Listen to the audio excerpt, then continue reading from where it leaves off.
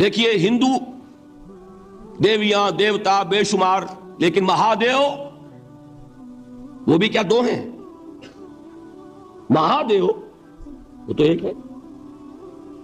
انگریزی میں God's goddesses, لیکن وہ چھوٹے جی سے لکھے جائیں گے، چھوٹے جی سے لکھے جانے والے گاڈز اینڈ گاڈیسز۔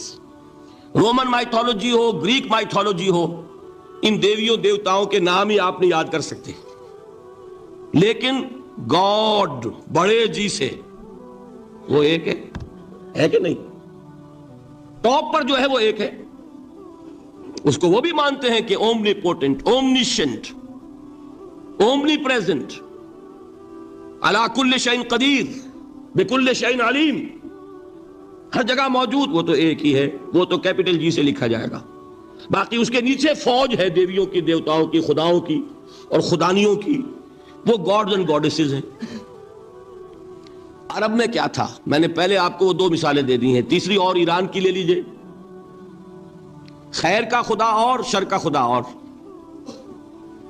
ایک یزداں ایک اہرمن، ٹھیک، سنویت ہو گئی نا، دو خداؤں کو مانا، لیکن وہی ہیں جو خدائے خدائے گاں، خداؤں کا خدا، اس کو ایک ہی مانتے ہیں۔ یہی معاملہ عرب میں تھا، اللہ وہ ایک ہی تھا ان کے ہاں۔ قرآن میں آتا ہے ان سے پوچھئے وَلَئِن سَأَلْتَهُم مَّنْ خَلَقَ السَّمَاوَاتِ وَالْأَرْضَ لَيَقُولُنَّ اللَّهُ، جب ان سے کہا جاتا ہے کہ کس نے پیدا کیا آسمان اور زمین کو، یہ فوراً کہیں گے اللہ نے۔ فَأَنَّىٰ يُؤْفَكُونَ، تو یہ ماننے کے بعد کدھر جا رہے ہیں؟ وہ کیا کہتے تھے کہ وہ بڑا اللہ تو ایک ہی ہے، لیکن چھوٹے آلہہ ہیں۔ آلہہ اور اللہ میں وہی فرق ہے جو کیپٹل جی کا گاڈ اور چھوٹے جی سے گاڈز اینڈ گاڈیسز، وہی فرق ہے کہ جو مہادیو اور دیویوں اور دیوتاؤں میں ہے، وہی وہاں تھا۔ اللہ وہ ایک اور سپریم، سب سے بالا تر، اس سے اوپر کوئی نہیں، تخلیق میں اس کا کوئی ساجی نہیں، لیکن اس نے کچھ آلہہ ہیں جنہیں کچھ اختیارات تقسیم کیے ہوئے ہیں، کچھ اس کے لاڈلی ہستیاں ہیں جو سفارش کر سکتی ہیں۔ بس یہ شرک تھا مشرکین مکہ کا۔ بات سمجھ رہے ہیں؟ اس کا جائزہ لیں گے تو آپ کو، اور جو آج شرک کی اقسام میں بیان کروں گا اس کو ہاتھ میں لیں گے تو کسی موحد کا تلاش کرنا مشکل ہو جائے گا۔ ڈھونڈ اب ان کو چراغ رخ زیبا لے کر، آج جن کا نام مسلمان ہے ان کی اکثریت کسی نہ کسی نوع کے شرک میں مبتلا ہے۔ اب آئیے اقسام شرک۔ اقسام شرک میں بھی وہی کیفیت ہے جو نفاق کے بارے میں نے عرض کی تھی کہ ایک تقسیم یہ ہے جو علماء نے کی ہے، ایک ہے عقیدے کا نفاق، ایک ہے عمل کا نفاق۔ اسی طرح ایک ہے عقیدے کا شرک، ایک ہے عمل کا شرک۔ عقیدے میں نہیں ہے، عمل میں ہے۔ ایک تقسیم آپ نے سنی ہوگی شرک جلی، شرک خفی۔ ایک ہے ننگا شرک، کھلم کھلا شرک، ایک ہے چھپا ہوا شرک جو نظر نہیں آتا۔ لیکن ایک مغالطہ اپنے دل سے نکال دیجئے، بعض لوگ شرک خفی کو شرک نہیں سمجھتے، یہ بہت بڑی غلطی ہے۔ اگر وہ شرک نہ ہوتا تو حضور اسے شرک نہ کہتے، کوئی اور لفظ، عربی زبان کا دامن جو ہے محدود نہیں ہے، پھر اس کے لیے کوئی اور لفظ اختیار فرمایا جاتا ہے وہ شرک۔ لیکن ایک شرک ہے جلی جو نمایاں ہے، نظر آ رہا، ایک ہے شرک خفی جو نظر نہیں آ رہا۔ اور وہ کتنا خفی ہو سکتا ہے اس کی ایک مثال دی حضور نے۔ شرک خفی اتنا خفی ہو سکتا ہے، ذرا مبالغہ دیکھیے جو حضور نے بات کو سمجھانے کے لیے مثال میں جو مبالغہ اختیار فرمایا۔ ایک سیاہ اندھیری رات میں ایک سیاہ پتھر پر ایک سیاہ چیونٹی کو رینگتے ہوئے دیکھنا جتنا مشکل ہے، اتنا ہی شرک خفی کا پہچاننا مشکل ہے۔ بتائیے، آپ نے فرمایا انا افصح العرب، میں عرب کا فصیح ترین انسان ہوں، اس سے آگے کوئی مثال دی جا سکتی ہے؟ اندھیری رات، تاریک رات، پتھر سیاہ، چیونٹی سیاہ، کون دیکھ سکتا؟ جتنا اس کو دیکھنا ناممکن ہے اتنا ہی شرک خفی کا پہچاننا مشکل ہے۔ گویا کہ اس سے تو اللہ ہی بچائے گا تو انسان بچے گا۔ ایک آخری بات تمہیداً اور عرض کر دوں، پھر میں چلوں گا اقسام پر۔ میری جو باتیں آپ کے سامنے آئی اس سے ایک منطقی نتیجہ نکلتا ہے، کوئی شخص اگر حقیقتاً شرک سے بچ جائے واقعتاً شرک سے بچ جائے، ہر قسم سے بچ جائے، اس سے بھی اوپر کوئی انسان ہوگا؟ گویا کہ یہ آخری منزل ہے، یا یوں کہیے کہ جس شخص کے بارے میں اللہ تعالیٰ یہ مان لے کہ میرا یہ بندہ شرک سے بری ہے، اس سے بڑی سند کوئی ہے؟ دی ہائیسٹ ٹیسٹیمونیل، سب سے بڑی سند، سب سے بڑی تعریف جو بندے کی ہو سکتی ہے وہ کیا ہے؟ یہ مشرک نہیں۔ یہی وجہ ہے، دیکھیے آپ قرآن مجید میں حضرت ابراہیم کے ذکر میں دیکھیں گے، ابراہیم کا مقام کیا ہے؟ خلیل اللہ، ابو الانبیاء، امام الناس، تین نسبتیں ہیں، تینوں بڑی عظیم۔ اللہ کے ساتھ نسبت کیا ہے؟ خلیل، واتخذ اللہ ابراہیم خلیلا۔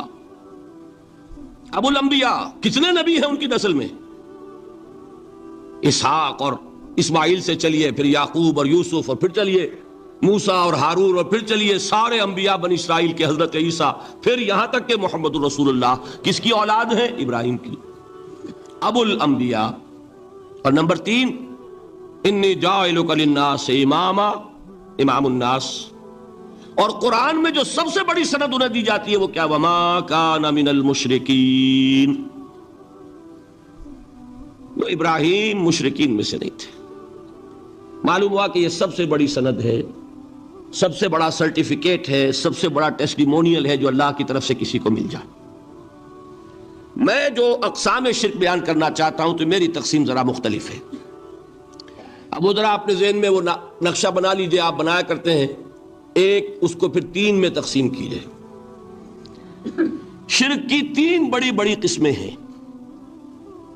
شرک فی الذات نمبر 1، شرک فی الصفات نمبر 2، شرک فی الحقوق نمبر 3۔ اور یہ میں عرض کر دوں آپ سے پہلے ہی، یہ مضمون بہت طویل ہے، میں آج صرف یہ کروں گا کہ خاکہ مکمل کر دوں۔ اب اس خاکے میں رنگ بھرنا، وہ تو ایک موضوع پر شرک فی الذات پر پوری تقریر ہونی چاہیے، شرک فی صفات پر ہونی چاہیے۔ ایک ایک گھنٹے کے میرے 6 کیسٹ ہیں اللہ کے فضل و کرم سے، جو کئی سال سے وہ پھیل رہے ہیں۔ 6 گھنٹے میں نے ان چیزوں کو بیان کیا، وہ موجود ہوں گے، لیکن آج وہ خاکہ ذہن میں بنا لیجئے، اور کچھ آپ کو الجبرے کے فارمولے ہاتھ میں آ جائیں تاکہ خود آپ میں صلاحیت پیدا ہو جائے پرکھنے کی کہ اس فارمولے کو اپلائی کر کے دیکھ لیں یہ شرک ہے یا نہیں۔ یہ 2 کام تو میں انشاءاللہ آج کر دوں گا، آپ مطمئن رہیں۔ باقی یہ کہ تفصیل، وہ تو ہر سلسلے میں تفصیل پھر بہت ہوگی، وہ شوق ہو تو وہ کیسٹ آپ سنیے۔ تو 3 تقسیمیں ہو گئی۔ شرک فی الذات، اللہ کی ذات میں کسی کو شریک کر دینا، یہ سب سے زیادہ نمایاں، سب سے زیادہ جلی، سب سے زیادہ عریاں، اور اللہ تعالیٰ کو سب سے زیادہ مبغوض اور ناپسند شرک ہے۔ شرک فی صفات نمبر 2، یہ ایک علمی مسئلہ ہے جس میں آدمی ٹھوکر کھا جاتا ہے اگر محتاط نہ ہو۔ بڑے سے بڑے آدمی کو ٹھوکر لگ جائے گی۔ اس کا میں فارمولہ صرف آپ کو دوں گا، وہ ذہن میں رکھ لیجئے، پھر جہاں جہاں اپلائی کیجئے انشاءاللہ تعالی آپ کو ٹھوکر نہیں لگے گی۔ شرک فی الحقوق، اسی کا دوسرا نام شرک فی العبادت ہے۔ اللہ کا حق کیا ہے بندے پر؟ بندہ اللہ کی عبادت کرے، لیکن اس کو 5 اس کے مظہر ہیں، ان میں گن کر بتا دوں گا کہ یہ شرک فی العبادت ہے۔ شرک فی العبادت کی اکثر شکلیں وہ ہیں کہ جو عملی شرک علماء جسے کہتے ہیں، اور اس کی شکلیں وہ ہو جائیں گی جن کو شرک خفی کہتے ہیں۔ تو سب سے جلی شرک فی الذات، سب سے خفی شرک فی الحقوق یا شرک فی العبادت، درمیان میں ایک علمی اعتبار سے مسئلہ ہے شرک فی صفات کا۔ اب آئیے سب سے پہلے شرک فی الذات، اس کی 2 قسمیں، اب اس کو تقسیم کیجئے 2 میں۔ ایک قسم جو زیادہ جلی ہے، زیادہ عریاں ہے، زیادہ ننگی ہے، یہ عجب ستم ظریفی ہے تاریخ کی کہ وہ ان قوموں میں پیدا ہوئی جو اپنا تعلق رسولوں سے جوڑتی ہیں۔ کیا کہ کسی کو خدا کا بیٹا بنا دینا، بیٹی بنا دینا۔ اب ظاہر بات ہے، بیٹا بیٹی بنا دینا بالکل ہم پلہ کر دیا کہ نہیں؟ نو وہی ہو گئی کہ نہیں؟ دیکھیے غور کیجئے، گدھے کا بیٹا گدھا ہوگا، گھوڑے کا گھوڑا ہوگا، خدا کا خدا ہوگا. انسانوں میں آ جائیے، سید کا بیٹا سید ہوگا، مغل کا بیٹا مغل ہوگا. یہ بالکل ہم کفو بنا دینے والی بات ہے، بالکل ہم پلہ، ہم جنس، ہم نوع. یہ بدترین شرک ہے. اور آپ کو معلوم ہے یہ شرک کن میں پیدا ہوا؟ یہود کے ایک گروہ میں پیدا ہوا جنہوں نے حضرت عزیر کو خدا کا بیٹا قرار دیا. قالت الیہود عزیر ابن اللہ. سب سے زیادہ پیدا ہوا عیسائیوں میں جنہوں نے حضرت مسیح کو خدا کا بیٹا قرار دیا. اور واقعہ یہ ہے کہ اس گمراہی میں ان سے آگے کوئی نہیں جا سکتا. ان بدبختوں نے یہاں تک صراحت کی ہے کہ مسیح خدا کا صلبی بیٹا ہے. اس لیے کہ دو لفظ آتے ہیں، ایک ہوتا ہے ابن، ایک ہے ولد. ان میں ذرا فرق ہے. ابن کا لفظ عربی زبان میں کسی اور سینس میں بھی استعمال ہوتا ہے. ابن السبیل کسے کہتے ہیں؟ مسافر کو. تو کیا وہ مسافر اور کیا وہ رستے کا بیٹا ہوتا ہے، سبیل کا بیٹا؟ ابن الوقت کسے کہتے ہیں؟ اپارچونسٹ. ابن الوقت کوئی اصول نہیں. گنگا گئے تو گنگا رام اور جمنا آئے تو جمنا داس. یہ کیا ہے؟ ابن الوقت. لیکن ابن کے معنی جو ہے وہ بیٹے کے بھی ہے، تو تعویل ہو سکتی ہے. لیکن انہوں نے ولد کہا ہے. ولد کسے کہتے ہیں؟ صلبی بیٹے. یہ بدترین شرک ہے. یہی وجہ ہے کہ قرآن مجید میں آپ دیکھیں گے کہ جتنا غضب اللہ کا ان پر بھڑکا ہے اس عقیدے پر. وَيُنذِرَ الَّذِينَ قَالُوا اتَّخَذَ اللَّهُ وَلَدًا. یہ قرآن نازل ہوا ہے محمد پر صلی اللہ علیہ وسلم تاکہ وہ خبردار کریں انہیں جنہوں نے یہ کہا ہے کہ اللہ نے کسی کو بیٹا بنایا. یہ سورہ کہف میں ہے، اور اگلی سورت سورہ مریم میں تو ایسا غضب اللہ کا ظاہر ہوتا ہے. وَقَالُوا اتَّخَذَ الرَّحْمَنُ وَلَدًا لَقَدْ جِئْتُمْ شَيْئًا إِدًّا تَكَادُ السَّمَاوَاتُ يَتَفَطَّرْنَ مِنْهُ وَتَنشَقُّ الْأَرْضُ وَتَخِرُّ الْجِبَالُ هَدًّا أَن دَعَوْا لِلرَّحْمَنِ وَلَدًا وَمَا يَنبَغِي لِلرَّحْمَنِ أَن يَتَّخِذَ وَلَدًا. انہوں نے کہا کہ رحمان نے کسی کو بیٹا بنایا. تم بہت بڑی گستاخی کی بات کر رہے ہو. تمہاری اس گستاخی کی وجہ سے آسمان پھٹ پڑنے کو ہے، زمین شق ہو جانے کو ہے، اور قریب ہے کہ پہاڑ ایک دھماکے کے ساتھ گر جائیں. کہ انہوں نے خدا کے لیے بیٹا تصنیف کر دیا، حالانکہ اللہ رحمان اس کی شان اس سے بہت بلند و بالا ہے کہ اس کے کوئی بیٹا ہو. اس کی وجہ بھی سمجھ لیجئے کہ بیٹے کی ضرورت کسے ہوتی ہے؟ جو خود فانی ہو. کیوں ہے آپ کو طلب بیٹے کی؟ ہم نہ ہوگے ہمارا نام زندہ رہے گا. یہ ایک اٹرنل ہونے کی خواہش ہے، انہیرنٹ. نام چلے گا، اسی لیے بیٹی سے آدمی سمجھتا ہے کہ نام نہیں چلتا. یہ طلب جو ہے بیٹے کی کیوں ہے؟ بیٹے سے نسل چلتی ہے. اس کی ضرورت کس کو ہے؟ جو خود فانی ہے. وَمَا يَنبَغِي لِلرَّحْمَنِ أَن يَتَّخِذَ وَلَدًا. جو خود باقی ہے ہمیشہ کے لیے، اس کو کوئی احتیاج نہیں. تو آپ نے بات سمجھ لی. میں بہت مختصر بات کروں گا آج. اسی طریقے سے حضرت ابراہیم کی نسل سے تھے جو مکے کے لوگ اور عرب کے لوگ، بنی اسماعیل. جو موحد کامل تھا ابراہیم، جس کو اتنی مرتبہ سند ملی وما کان من المشرکین، ان کی نسل میں وہ لوگ تھے جنہوں نے فرشتوں کو خدا کی بیٹیاں بنا دیا. یہ جو ان کی دیویاں تھیں یہ مؤنث، لات، عزا، منات، یہ سب کیا مؤنث نام ہے. انہوں نے یہ کہا کہ فرشتے جو ہیں وہ خدا کی بیٹیاں. اصل میں عقیدہ کیسے ہوتا ہے؟ انہوں نے کہا بڑے لاڈلے ہیں، لاڈلی ہوتی ہے بیٹی بہت زیادہ، تو یہ خدا کی بیٹیاں ہیں. ہوتے ہوتے ان کا یہ عقیدہ ایسا پکا ہوا کہ بجائے استعارے کے اب انہوں نے حقیقت بنا دیا، یہ خدا کی بیٹیاں ہیں. ان پر قرآن مجید نے کئی جگہ پر ذرا ایک لطیف انداز میں تنزیہ پیرائے میں بھی کہا ہے کہ بھائی تم نے خوب کیا. انہوں نے الاٹ کیا تو بیٹا تو کیا، تم نے اللہ کو الاٹ کی تو بیٹیاں کی جو تمہیں خود پسند نہیں. الکم البنون، تمہارے لیے بیٹے ہوں، وَلَهُ الْبَنَاتُ، اور اس کے لیے بیٹیاں. تو یہ تو ذرا ایک لطیف انداز ہے، تنزیہ پیرایا ہے. لیکن ان تینوں کو اب آپ ایک جگہ کر لیجئے. بیٹا بیٹی قرار دینے کا شرک، یہ کیا ہے؟ شرک فی الذات. ہر اعتبار سے اللہ کا مثل بنا دینا، ہم کف بنا دینا، ہم پلہ بنا دینا. ذات میں شریک کر دینا، یہ بدترین شرک ہے۔ یہی وجہ ہے، دیکھیے قرآن مجید کی عظیم ترین سورت کون سی ہے؟ سورہ اخلاص، جو 1/3 قرآن کے مساوی حضور نے قرار دیا، جس کو سنو سے قرآن کے مساوی، وہ در حقیقت اسی شرک کی نفی پر ہے۔ قل هو اللہ احد اللہ الصمد لم یلد ولم یولد ولم یکن لہ کفوا احد۔ یہی آیا اس میں سورہ بنی اسرائیل کی آیت آخری میں نے سنائی تھی، وَقُلِ الْحَمْدُ لِلَّهِ الَّذِي لَمْ يَتَّخِذْ وَلَدًا، کہو کہ کل شکر اور کل تعریف اس اللہ کے لیے جس نے کسی کو اپنا بیٹا بیٹی نہیں بنایا۔ ولد دونوں پر جاتا ہے، اولاد جیسے آپ کہتے ہیں، اولاد بیٹا بیٹی شریک ہوتے ہیں، نہ اس کا کوئی بیٹا نہ اس کی کوئی بیٹی، نہ وہ جنا گیا نہ اس نے کوئی جنا۔ ایک قسم تو یہ ہوئی شرک فی الذات کی۔ دوسری قسم کیا ہے؟ یہ ان مذاہب میں ہوئی ہے جو نبیوں اور رسولوں کی طرف نسبت نہیں رکھتے بلکہ فلسفیانہ مذاہب ہیں۔ ہندوستان کے اکثر مذاہب فلسفیانہ ہیں۔ فلسفیانہ مذاہب میں یہ شرک فی الذات کس شکل میں پیدا ہوا؟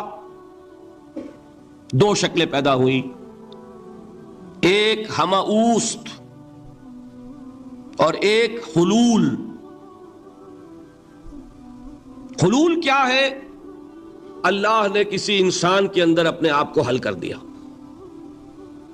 انسانی شکل میں وہ خود ظاہر ہو گیا، اوتار کا عقیدہ، انگلش میں گاڈ انکارنیٹ۔ عیسائیوں میں بھی حضرت مسیح کو گاڈ انکارنیٹ بھی قرار دیا جاتا، خود خدا نے یہ شکل اختیار کر لی۔ رام چندر جی ہوں، کرشن جی مہاراج ہوں، کیا ہے؟ یہ اوتار ہیں، اللہ نے ان میں حلول کیا یا اللہ نے ان کی شکل میں ظہور کیا۔ سمجھ میں آ گیا؟ اور ایک عقیدہ کیا ہے؟ یہ بڑا فلسفیانہ مسئلہ ہے، دیکھیے بڑا ٹیڑھا مسئلہ ہے یہ، لیکن میں اس وقت اس کی تفصیل میں نہیں جاؤں گا، بہت باریک باتیں ہو جائیں گی۔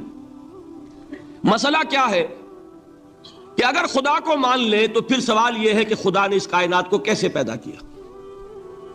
یہ ایک سوال آتا ہے ذہن میں، جس کے نہیں آتا وہ کہے گا پاگل پن ہے، خام خواہ اس پر کیوں سوچتے ہیں، لیکن جس کے ذہن میں سوال آ گیا اس کے لیے بڑی مصیبت ہو جاتی۔ وہ تو سوچتا ہے، انسان کا اختیار نہیں ہوتا اپنے ذہن پر، وہ لاکھ روکے اسے مت سوچو، وہ اور سوچے گا۔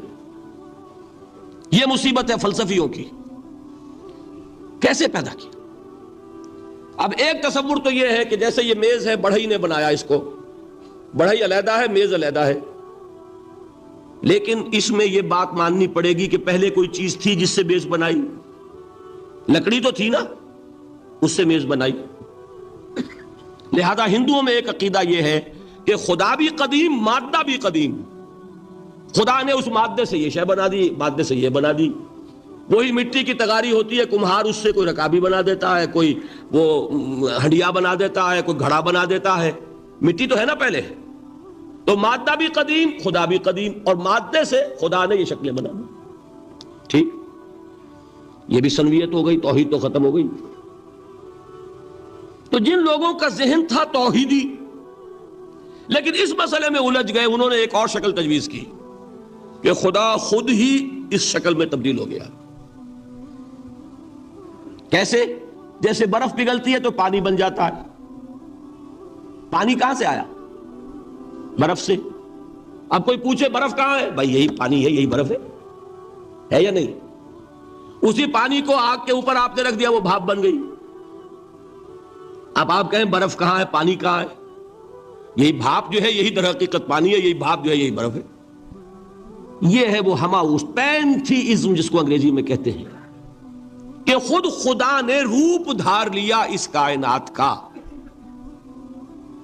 یہ دو فلسفے ہیں۔ کیا ہے یہ؟ بدترین شرک ہے۔ پہلی اگر شکل ہے تو وہ انسان خدا قرار پا گیا، جس کو اوتار مانا وہ خدا ہو گیا کہ نہیں؟ اور دوسری شکل میں تو ہر چیز ہی خدا ہے، یہ بھی خدا، یہ بھی خدا، پتھر بھی خدا، درخت بھی خدا، ہر چیز خدا۔ اس لیے کہ وہ برف پگھلی ہے تو پانی بنا ہے، وہ پانی چاہے زیر زمین آ رہا ہے، وہ پانی چاہے زمین کے اوپر دریا کی شکل میں آ رہا ہے یا زمین میں سوتے چل رہے ہیں، پانی تو وہی برف ہے جو پہاڑوں پر ہمالیہ پر پڑا ہوا ہے، وہی پگھل رہا ہے، یہ کچھ بن رہا ہے۔ یہ ہے شرک فی الذات کی دوسری قسم جو دنیا میں رہی، پینتھیزم اور انکارنیشن، یا حلول اور ہماوست. سمجھ میں آگے؟ اب میں ایک بات آپ سے عرض کروں گا. اللہ کا اس امت پر بہت بڑا فضل ہے جس کا آپ کو شکر ادا کرنا چاہیے. اس نوع کے شرک سے یہ امت 15ویں صدی شروع ہو جانے کے باوجود تاحال بحیثیت مجموعی محفوظ ہے.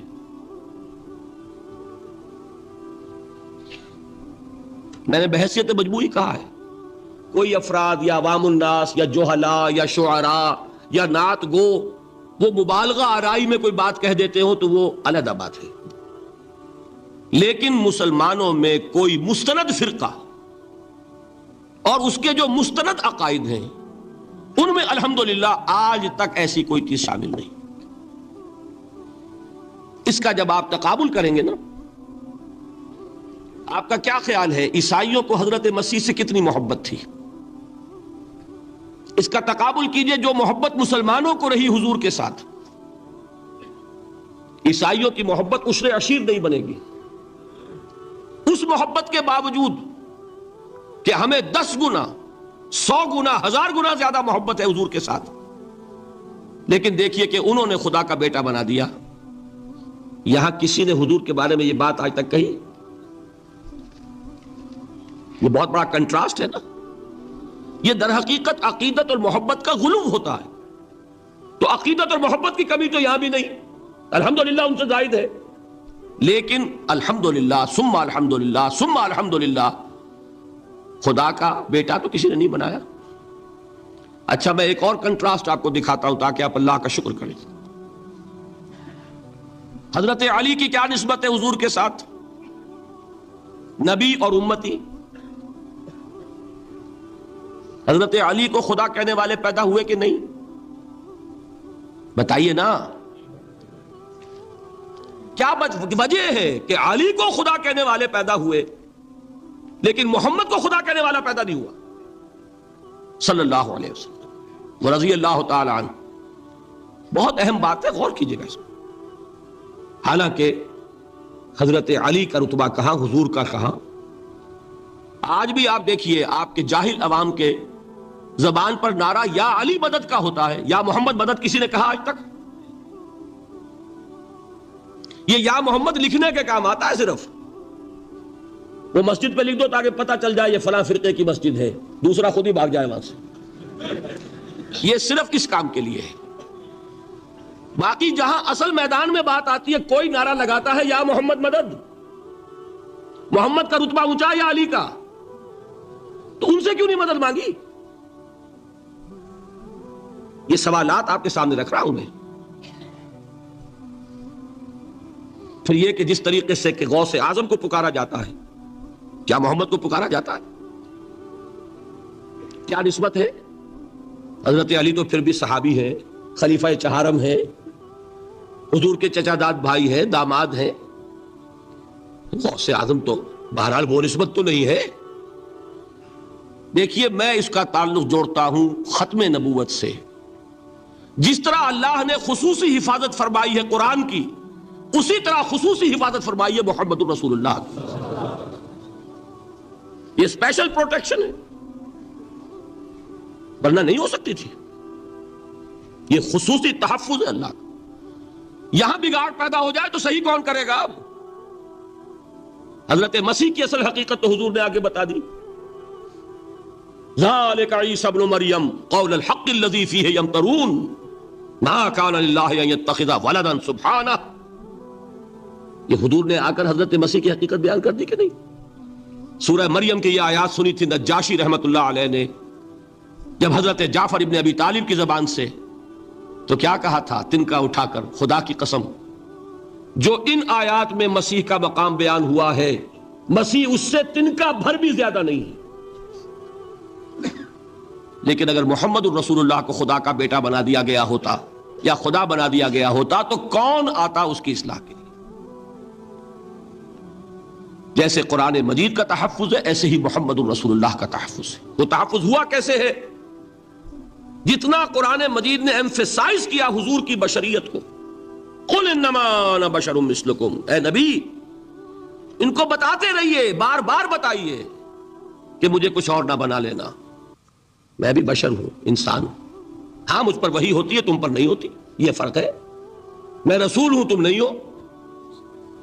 یہ بعد میں ذرا اور مسئلہ میں واضح کروں گا، ابھی صرف یہ نوٹ کیجئے کہ یہ تحفظ جو ہے، جیسے قرآن کو تحفظ دیا لیکن اس کے لیے ذرائع بھی ہے نا، یہ حفظ قرآن کا سلسلہ جو ہے یہ اس کا ذریعہ بنا، یہ رمضان میں تراویح جو ہے اس کا ذریعہ بنی۔ ہمارے ملکوں کے اندر تو حفاظ کو مسجدیں نہیں ملتی، تلاش کرتے پھرتے ہیں، اور ایک جیسا کہ اینول جشن ہوتا ہے قرآن مجید کا، ہر حافظ اپنا حفظ تازہ کر رہا ہے، حفاظ لگے ہوئے ایک دوسرے کے ساتھ تازہ کرنے میں۔ یہ ذریعہ ہے اللہ تعالیٰ نے کہ جس کے ذریعے سے قرآن کو محفوظ کیا۔ تو حضور کو جو حفاظت دی اس کا ایک طریقہ کیا ہوا؟ قرآن مجید میں حضور کی بشریت کا نمایاں کرنا، اور دوسرا یہ کہ خود حضور نے ایسی باریک بینی سے روکا۔ یہ بھی آپ کو پسند نہیں تھا کہ میں آؤں تو تم کھڑے ہو جاؤ، سنا کہ نہیں سنا آپ نے؟ صحابہ کو آپ روکتے تھے۔ ایک صحابی کی زبان سے نکل گیا ما شاء اللہ و ما شئت، جو اللہ چاہے اور جو آپ چاہیں، فوراً ٹوک دیا اجعلتنی للہ ندا، کیا تم نے مجھے خدا کا مد مقابل بنا دیا؟ مشیت صرف اس کی ہے۔ یہ روک ٹوک، یہ وہ چیزیں ہیں کہ جس کی بنا پر اللہ نے تحفظ عطا فرمایا۔ یہ جو آپ نے فرمایا میری قبر کو کسی جلسے اور جشن کا مرکز نہ بنا لینا، فرمایا کہ نہیں فرمایا؟ اللہ تعالیٰ لعنت فرمائے بنی اسرائیل پر کہ انہوں نے اپنے نبیوں کی قبروں کو وہ میلہ گاہ بنا لیا۔ یہ ساری وہ ہیں، یہ تحفظات ہیں، یہ بچاؤ ہے، یہ امت کو متنبہ کیا جا رہا ہے کہ محبت اور عقیدت کا غلو جیسے پہلے ہوا، یا اہل الکتاب لا تغلو فی دینکم، اے کتاب والو اپنے دین میں غلو سے کام نہ لو۔ یہ غلو محبت، غلو عقیدت ہے جس کی بنا پر وہ خدا کے بیٹے بنا دیے گئے، اور اگر وہ ہوتا یہاں اللہ کا نہ معلوم اللہ کے برابر کس طریقے سے حضور کو بنا دیا جاتا، لیکن قرآن نے خود حضور نے اس کی پیش بندی کی، جس کا ظہور ہم دیکھ رہے ہیں کہ اللہ کے فضل و کرم سے یہ امت تا حال بحیثیت مجموعی محفوظ ہے۔ البتہ دیکھیے شاعروں کی باتیں اور ہوتی ہیں، اور عوام کی اور واعظوں کی اور نعت گوؤں کی باتیں جو ہے وہ اور ہیں۔ میں جس چیز کی نفی کر رہا ہوں وہ علماء کی بات ہے۔ شاعروں کا تو قرآن مجید کے اندر خود ہی بھاڑا پھوڑ دیا اللہ نے، وَالشُّعَرَاءُ يَتَّبِعُهُمُ الْغَاوُونَ أَلَمْ تَرَ أَنَّهُمْ فِي كُلِّ وَادٍ يَهِيمُونَ إِنَّهُمْ يَقُولُونَ مَا لَا يَفْعَلُونَ۔ مبالغہ نہ کریں تو شعر میں رنگ ہی پیدا نہیں ہوتا، پھر شعر کائے کو کہنا ہے نثر کہو بھائی، مبالغے سے اس میں ایک تاثیر پیدا ہوتی۔ وہ مبالغے ہمارے شاعروں نے، ہمارے نعت گاؤں نے کیے ہیں، اور اس میں اللہ تعالیٰ انہیں معاف کرے، بالکل اوتار کر الفاظ بھی استعمال کر دیے۔ وہی جو مستوی عرش تھا خدا ہو کر، اتر پڑا وہ مدینے میں مصطفیٰ ہو کر۔ بتائیے رام چندر جی کے بارے میں جو عقیدہ ہے، اب کیا فرق رہ گیا؟ بال برابر فرق ہے یا کوئی؟ اور نکتے پیدا کرتے ہیں۔ مدینے کی مسجد میں ممبر کے اوپر بغیر عین کا ایک عرب ہم نے دیکھا، کیا سمجھ میں آیا؟ عرب میں سے عین نکالا، کیا بنا؟ یہ نکتہ آفرینی ہے۔ اسی طریقے سے ہماری شاعری میں کچھ ہموست کا رنگ بھی پیدا ہو گیا ہے۔ خود کوزاؤ، خود کوزا کرو، خود گلے کوزا، خود رندے صبو کش، خود برسر کوزا خریدار بے آمد بشکست و رواں شد۔ وہ خود ہی کوزا ہے، خود ہی مٹی ہے جس سے کوزا بنا ہے، خود ہی کوزے کا بنانے والا ہے۔ سمجھ رہے؟ الفاظ تو بڑے پیارے ہیں، بڑے مزیدار ہیں، آدمی ایک دفعہ وجد میں آ جاتا ہے، لیکن ہے کیا وہی ہے نا کہ وہی جو برف تھا پگھل کر پانی بن گیا۔ خود کوزاؤ، خود کوزا کرو، خود گلے کوزا، خود رندے صبو کش، خود ہی اس کوزے میں شراب ڈال کے پیتا بھی ہے، خود ہی مٹی ہے، خود ہی وہ بنانے والا ہے، خود ہی کوزا ہے، خود ہی اس میں شراب ڈال کے پیتا بھی، اور خود ہی اس کوزے کو توڑ کر اپنا راستہ بھی لیتا ہے۔ اب آپ اس پر سر دنیے اور جو چاہے کریں، لیکن یہ کہ اس کا ڈانڈے مل گئے کہ نہیں اسی اماؤس سے. لیکن یہ کسی مفتی کی بات ہے کیا؟ یا کسی ائمہ دین میں سے کسی کا قول ہے؟ بھائی شاعروں کی باتیں سن لیا کریں. اللہ اللہ خیر اللہ. ان چیزوں کا بہت زیادہ سختی کے ساتھ نوٹس بھی لینے کا کوئی فائدہ نہیں ہوتا. بات وہ ہونی چاہیے کہ جو علماء کہہ رہے ہوں، مستند عقائد ہوں، جو ان کی کتابوں میں درج ہوں، ان سے بات ہونی چاہیے. تو یہ چیزیں، یہ گمراہیاں آئی ہیں، لیکن الحمدللہ ثم الحمدللہ کہ یہ عوام میں ہے، جہلاء میں ہے، شعراء میں ہے، نعت گوؤں میں ہے. یہ کسی بھی مستند دینی فرقے کے مستند علماء میں ہم کہاں موجود نہیں. البتہ ایک مسئلہ جو ہے نور اور بشر کا، وہ ذرا تھوڑا سا میں حل کر دوں. آج آپ سمجھتے ہوں گے لا ینحل ہے. میں نے جس طرح کہا تھا کہ امام بخاری کا قول بھی 100% درست اور امام ابو حنیفہ کا بھی 100% درست ثابت کیا کہ نہیں، اسی طرح میں کہتا ہوں جو حضور کو بشر کہتے ہیں وہ بھی 100% درست، جو حضور کو نور کہتے ہیں وہ بھی 100% درست. مطلب کیا ہے؟ دیکھیے، ہر انسان کے وجود کے دو حصے ہیں. میں نے پہلے دن شاید کچھ بیان کیا تھا. ایک خاکی وجود، اور اینیمل بینگ جو حیوان ہے ہمارا. ایک وہ روح ربانی جو اس میں پھونکی گئی. آدم میں جب وہ روح پھونکی گئی تب وہ مسجود ملائک بنے. فَإِذَا سَوَّيْتُهُ وَنَفَخْتُ فِيهِ مِن رُوحِي فَقَعُوا لَهُ سَاجِدِينَ. دو جگہ آیت ہے قرآن مجید میں، ایک شوشے کے فرق کے بغیر، سورہ حجر اور سورہ صاد. جب میں اس کو پوری طرح تیار کر لوں اور اس میں اپنی روح میں سے پھونک دوں تو گر پڑنا اس کے سامنے سجدے میں. ہمارا جو خاکی وجود ہے وہ ظلمانی ہے، اور جو ہمارا روحانی وجود ہے وہ نورانی ہے. اس کی نسبت کس سے ہے؟ اللہ سے. بات سمجھ میں آئی؟ لیکن ہم نے اپنے اس نورانی وجود کو اپنے خاکی ظلمانی وجود میں دفن کیا ہوا ہے. اور محمد الرسول اللہ صلی اللہ علیہ وسلم کا وہ نورانی وجود آپ کے اس خاکی وجود پر اس درجے غالب تھا کہ وہ خاکی وجود معدوم کے درجے میں ہے، لیکن وہ حضور صلی اللہ علیہ وسلم پر اثر انداز نہیں ہو سکتا. وہی خاکی وجود ہے جسے ہم نفس کہتے ہیں. نفس غلبہ کر سکتا ہے محمد پر صلی اللہ علیہ وسلم. حضور کی شخصیت کی نورانیت نے آپ کی شخصیت کے خاکی وجود کا احاطہ کیا ہوا. ہماری شخصیت کی ظلمانیت نے ہماری اس نورانیت کو گل کیا ہوا، دفن کیا ہوا ہے، چھپایا ہوا ہے. بس یہ فرق ہے. انہیں آپ کہہ لیں نور، صحیح ہے، ان کی نورانیت غالب ہے. یہی بات ہے جو حضور نے اس طرح سمجھائی. دیکھو، ہر انسان کے ساتھ ایک شیطان ہوتا ہے. اب کسی صحابی نے بڑی جرت سے کام لیا، پوچھ لیا حضور کہ آپ کے ساتھ بھی ہے؟ ہر انسان کے ساتھ جو کہا نا، تو انسان تو ہے آپ بھی، تو کیا آپ کے ساتھ بھی ہے؟ آپ نے فرمایا ہے، لیکن میں نے اسے مسلمان کر رکھا. بات ختم ہو گئی. نفی نہیں ہے، وہ میرے تابع ہے، میرا مطیع ہے، مجھے گدن نہیں پہنچا سکتا. ہے تو صحیح، لیکن نہ ہونے کے درجے میں آ گیا کہ نہیں. یہ ہے فرق سارا. اور میں یہاں پہ کوٹ کرنا چاہتا ہوں ایک بہت بڑے بریلوی مکتب فکر کے عالم دین، صاحب زادہ، نام میرے ذہن سے ایک دم اتر گیا، فیض الحسن. اللہ تعالیٰ ان کی خطاؤں سے درگزر فرمائے، ان کی مغفرت فرمائے. آپ نے سنا ہوگا نا نام.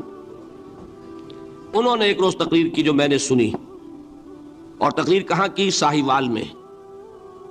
وہاں کا ایک بہت مشہور چوک ہے، مہاجرین، مسجد مہاجرین کہلاتی ہے، وہاں تقریر تھی ان کی، میں نے سنی.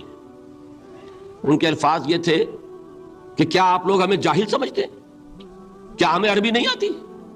کیا ہم نے قرآن نہیں پڑھا جس میں بار بار یہ لکھا ہوا ہے کہ حضور بشر ہیں؟ حضور بشر ہیں، لیکن اصل میں ہم حضور کی بشریت کو نمایاں کرنے کو سوء ادب سمجھتے ہیں. بات سمجھیے آپ نے، اس قدر پیاری بات ہے. انہوں نے کہا کہ آپ کے باپ کا نام کیا ہے؟ عبد الرحمن. آپ عبد الرحمن کہہ کے پکارتے ہیں انہیں؟ ابا جان. ابھی آپ نے وہ آیات سنی، حضرت ابراہیم نے اپنے مشرک باپ کو یا ابت یا ابت، بڑا پیارا ترجمہ کیا، ابا جان ابا جان، کیا نام لیں گے؟ آپ کے باپ کا نام ہے، نام نہیں لیتے آپ، کیوں؟ ادب کی وجہ سے۔ اسی وجہ سے ہم در حقیقت حضور کی بشریت کو نمایاں کرنے کو سوء ادب سمجھتے ہیں، ورنہ کوئی ہم جاہل ہیں، ہمیں عربی نہیں آتی، ہم نے قرآن نہیں پڑھا، ہم جانتے ہیں کہ وہ بشر۔ بات سمجھ میں آئی؟ کتنی آسانی سے مسئلہ حل ہوتا، بشرطے کہ نیت حل کرنے کی ہو۔ آخر آمنہ کے بیٹے ہیں، عبداللہ کے بیٹے ہیں، عبد المطلب کے پوتے ہیں، بچپن آپ پر گزرا ہے، لڑکپن آپ پر گزرا ہے، نوجوانی آپ پر آئی ہے، جوانی آپ پر آئی ہے، شادی آپ نے کی ہے، اولاد آپ کی ہے۔ کون بے وقوف احمق ہوگا کہ جو آپ کی بشریت کا انکار کرے گا؟ لیکن یہ کہ جس طریقے سے اس کو بیان کیا جاتا ہے وہ ایک مسئلہ بن گیا اختلافی، وہ رد و قضا اور کھینچ تان۔ اور اس میں بھی سمجھ لیجئے مثلکم پر جو ایمفیسس بعض حضرات دے دیتے ہیں اپنے توحیدی، جو ان کے اندر ایک مزاج ہے، اللہ تعالیٰ ان کے مزاج کو اور پختہ کرے، لیکن اس میں بھی مبالغہ کیا جاتا ہے۔ ایک حدیث مجھ سے سنیے جس میں حضور نے مثل کا انکار کیا۔ مثلکم کا مطلب اگر کسی نے یہ سمجھا کہ بالکل ہم جیسے ہیں تو بہت بڑی مغالطے میں۔ حضور صوم وصال سے منع فرماتے تھے، خود رکھتے تھے۔ صوم وصال کیا ہے؟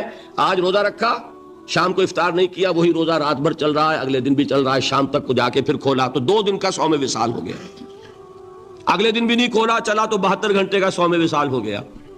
یہ کیا ہے؟ صوم وصال۔ خود رکھتے تھے اور صحابہ کو روکا۔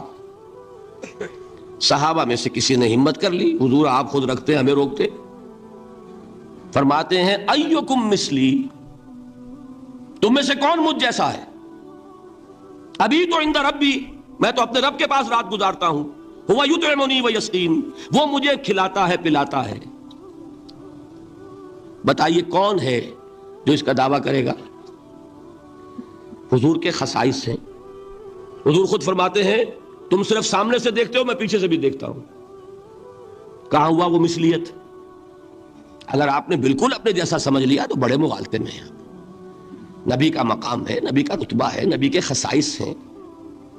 آپ سو گئے تو آپ کی نیند، آپ کی وضو ٹوٹ گئی اور نبی سو گیا تو کہاں گئی مثلیت؟ پھر مثل اس معنی میں کہ بشر ہیں، نسل آدم سے ہیں، اس میں کوئی شک نہیں، اس معنی میں مثل ٹھیک ہے، قل انما انا بشر مثلکم۔ لیکن ہر اعتبار سے تو نہیں، سب سے بڑا فرق یہی ہے کہ وہی آ رہی ہے، معراج پہ تشریف لے گئے ہیں، اس دنیا میں بیٹھے ہوئے بھی جنت کا مشاہدہ فرما لیتے ہیں، کرا دیا جاتا ہے، دوزخ کا مشاہدہ کرایا جاتا ہے، فرشتے کو دیکھ رہے ہیں، یہ چیزیں ہیں۔ اور پھر خصائص جیسا کہ میں نے عرض کیا کہ آپ پیچھے سے بھی دیکھتے ہیں۔ آپ کا معاملہ یہ ہے کہ آپ اگر سو جائیں تو آپ کا وضو نہیں ختم ہوگا۔ یہ ساری چیزیں جو ہے ان سب کو بیلنس کیجئے تو معلوم ہوگا کہ آپ بشر بھی ہیں 100% درست، لیکن آپ کی وہ نورانیت، آپ سراج منیر، ہدایت کا روشن چراغ، آپ کی جو روح انور ہے وہ آپ کے اس جسدی وجود پر اس طریقے سے حاوی ہے کہ گویا کہ اس نے اس کی ظلمانیت کو ختم کر کے رکھ دیا۔ اس معنی میں کوئی کہے نور مجسم تو مجھے کوئی اعتراض نہیں۔ یہ ہے ان چیزوں کو جمع کرنے کی شکل، خواہ مخواہ کی کھینچ تان کے سوا کچھ نہیں۔ بہرحال یہ پہلا حصہ ختم ہوا، شرک فی الذات۔ اب آئیے شرک فی الصفات۔ میں نے عرض کیا تھا کہ یہ ایک بڑا علمی مسئلہ ہے اور اس میں ٹھوکر لگ جاتی ہے۔ وجہ کیا ہے اس کو سمجھ لیں۔ بنیادی بات، ہماری زبان جو ہے وہ بہت محدود ہے۔ ہماری ہی زبان ہے جسے اللہ نے ذریعہ بنایا اپنی ہدایت کا، ورنہ ہمارے پلے نہ پڑتی بات، ظاہر ہے نا۔ لیکن ہماری زبان کی محدودیت ہے۔ اس محدودیت کا ایک مظہر یہ ہے کہ ہم جو الفاظ اللہ کے لیے بطور صفت استعمال کرتے ہیں وہی الفاظ مخلوقات کے لیے بھی کر لیتے ہیں۔ اللہ موجود، ہم بھی موجود، اللہ زندہ، ہم بھی زندہ، اللہ علیم تو انسان علیم بھی علیم نہیں، علامہ بھی ہیں، ہے کہ نہیں؟ یہ تو بڑا مبالغے کا لفظ ہے، انسان علامہ ہے کہ نہیں؟ اللہ دیکھتا ہے، بصیر ہے، ہم بھی بصیر ہیں۔ اللہ سنتا ہے، سمیع ہے، ہم بھی سنتے ہیں۔ اللہ کو قدرت حاصل ہے، کچھ ہمیں بھی حاصل ہے۔ ایک مکہ مارا تھا حضرت موسیٰ نے، جان نکال دی تھی کہ نہیں؟ ہے نا کچھ نہ کچھ۔ اللہ چاہتا ہے، ہم بھی چاہتے ہیں۔ اسے دیکھیے چاہت میں وہ ہو گیا تھا جس پر روک دیا حضور نے، ما شاء اللہ وما شئت اجعلتنی للہ ندا، کیا تم نے مجھے اللہ کا مد مقابل بنا دیا؟ دھوکہ ان الفاظ کے اشتراک کی وجہ سے لگ جاتا۔ بات سمجھ میں آئی؟ اب اس میں فارمولہ میں نے عرض کیا تھا کہ ایک نوٹ کر لیں تو مسئلے سارے حل ہو جائیں۔ جب ہم کوئی لفظ بطور صفت اللہ کے لیے بولتے ہیں اور اسی لفظ کو مخلوق میں سے کسی کے لیے بولتے ہیں، مخلوق میں سب آ گئے، جمادات، حیوانات، انسان، اولیاء اللہ، فرشتے، انبیاء، رسول، سب مخلوق تو ہے نا؟ تو کل مخلوقات کو جب ہم ایک لفظ بطور صفت استعمال کریں گے اللہ کے لیے اور اسی لفظ کو استعمال کریں گے بندوں کے لیے، تو ان میں 3 فرق ہیں جو ذہن میں رہنے چاہیے، گن کر یاد کیجئے۔ اللہ کی ذات قدیم ہے، ہمیشہ سے ہے، اسی طرح اس کی صفت بھی قدیم ہے، ہمیشہ سے ہے۔ مخلوقات حادث ہیں، ان کی صفات بھی حادث ہیں۔ حادث قدیم کے مقابلے میں کہ پہلے نہیں تھی پھر ہو گئی۔ ایک فرق، اللہ کی ذات از خود ہے، کسی اور نے تو اس کو وجود نہیں بخشا نا۔ اللہ کا وجود از خود ہے، ذاتی ہے، اسی طرح اس کی صفات ذاتی ہیں، کسی اور کی عطا کردہ نہیں ہے۔ مخلوق کوئی ہو کسے باشد، ان کا وجود ذاتی نہیں عطائی ہے، اللہ نے دیا تو وجود ملا۔ اسی طرح ان کی صفات عطائی ہیں، ذاتی نہیں۔ 2 فرق ہو گئے۔ اللہ کی ذات مطلق ہے، لا محدود، اسی طرح اس کی صفات مطلق ہیں، لا محدود۔ مخلوق کی ذات محدود، کسے باشد، صفت بھی محدود۔ 3 فرق ہے، ذاتی، عطائی، قدیم، حادث، لا محدود، محدود۔ 3 فرق ذہن میں رہیں تو جو صفت بھی آپ اب بولیں گے اس پہ یہ تینوں باتیں ذہن میں رہیں۔ سمجھ میں آ گئی بات؟ اب اس کا اطلاق کیجئے تو یہ علم غیب کا مسئلہ حل ہو جائے گا۔ یہ بھی لا ینحل سمجھا جاتا ہے نا۔ علم کسی کا بھی ہو، انسان، فرشتہ، اولیاء، انبیاء، رسول، حضور صلی اللہ علیہ وسلم، کسی کا بھی، حادث ہے، قدیم نہیں ہے، عطائی ہے، ذاتی نہیں ہے، محدود ہے، لا محدود نہیں ہے۔ 3 باتیں مان لیں، شرک نہیں ہوگا۔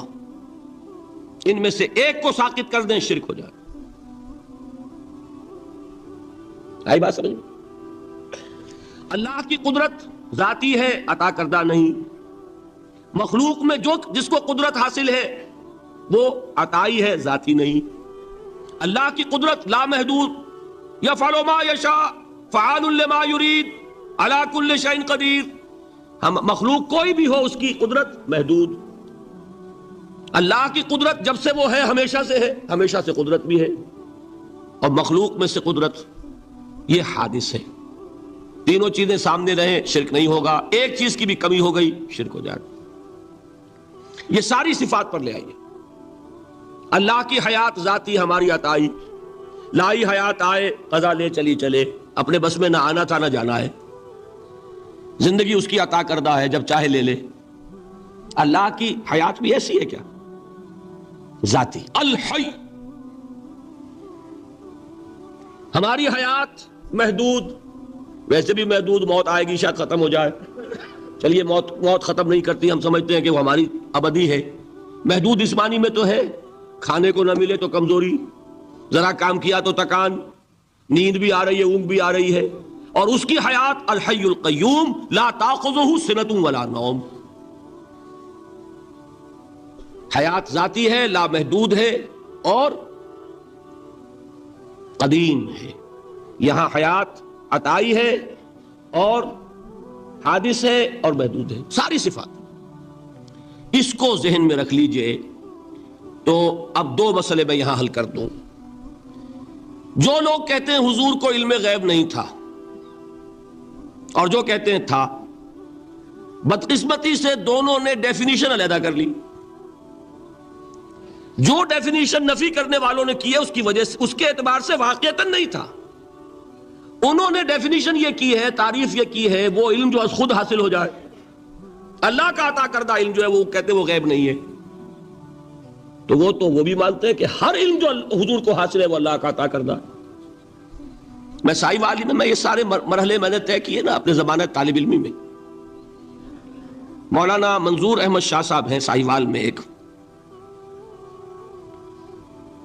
میں ان کے پاس حاضر ہوا، میں نے کہا جی یہ مسئلہ کیا ہے علم غیب کا، مجھے ذرا سمجھائیں۔ انہوں نے ایک کتاب اپنی نکالی کہ دیکھیے صاحب، ہم حضور کے علم کے بارے میں یہ باتیں مانتے ہیں، حضور کا علم حادث ہے، قدیم نہیں ہے، حضور کا علم محدود ہے، لامحدود نہیں ہے، حضور کا علم عطا کردہ ہے، ذاتی نہیں۔ میں نے کہا یہ تین باتیں اگر آپ مان لیں تو میرا تو جھگڑا کوئی نہیں آپ سے۔ ہوتا کیا ہے جب آئیں گے وعظ میں، خطابت میں، تو عالم ما کان وما یکون، اب الفاظ وہ استعمال کر جائیں گے۔ ایک واعظ ہے، عام مقرر ہے، واہ واہ ہوتی ہی نہیں، نعرے لگتے ہی نہیں، محفل میں گرمی آتی نہیں جب تک کہ ایسے مبالغے نہ کریں۔ لیکن وہ چیز لکھی ہوئی ان کے ہاں ہے کہ حضور کا علم حادث ہے، قدیم نہیں ہے، حضور کا علم محدود ہے، لامحدود نہیں ہے، حضور کا علم عطائی ہے، ذاتی نہیں ہے۔ ان تینوں چیزوں کے بعد کوئی بڑے سے بڑا وہابی اور بڑے سے بڑا اہل حدیث بھی انکار نہیں کرتا۔ باقی یہ بات جان لیجئے کہ غیب اور حضور یا شہادہ یہ در حقیقت عام انسانوں کے اعتبار سے الفاظ استعمال ہوئے ہیں۔ جب قرآن میں کہا جاتا عالم الغیب والشہادہ، اللہ غیب اور جو ظاہر ہے یا موجود ہے سب کا جاننے والا ہے، تو مجھے بتائیے اللہ کے لیے کوئی غیب ہے؟ اللہ کے لیے کوئی شے غیب ہے؟ تو کیوں کہا جا رہا ہے عالم الغیب والشہادہ؟ وہ ہمارے اعتبار سے کہا جا رہا ہے، جو تمہارے لیے غیب ہے اللہ اس کو بھی جانتا ہے، اور جو تمہارے سامنے اللہ اسے بھی جانتا ہے۔ اللہ کے لیے تو کل شہادہ ہے، کسی شے کا لا یعزب عنہ مثقال ذرۃ فی السماوات والارض، آسمانوں اور زمین کا ایک ذرہ بھی اس سے غائب نہیں ہوتا۔ غیب کا وجود کیا اللہ کے لیے؟ تو یہ الفاظ مستعمل ہے ریلیٹو ہمارے اعتبار سے، اور ہمارے اعتبار سے جو شے غیب ہے اس میں سے ایک حصہ اللہ دیتا ہے نبی کو، تبھی تو نبی بنا۔